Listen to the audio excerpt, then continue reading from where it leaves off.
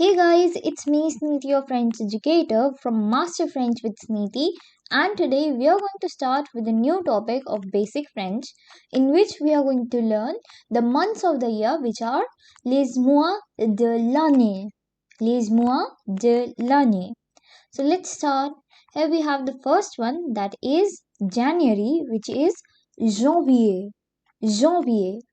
Then we have February, which is février.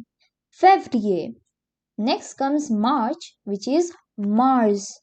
Mars. Then we have April, which is Avril. Avril. Next comes May, which is May. May. Then we have June, which is Juin. Juin. Then we have July, which is Juillet.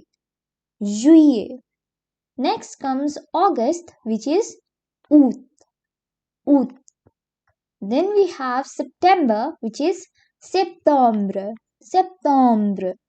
Then we have October, which is Octobre. Octobre. Then we have November, which is Novembre. Novembre. And at last we have December, which is Décembre. Décembre. So that was all for today's video. I hope that you liked it. Don't forget to like, comment and subscribe to my channel. With that, thanks for watching. Bye bye and have a nice day.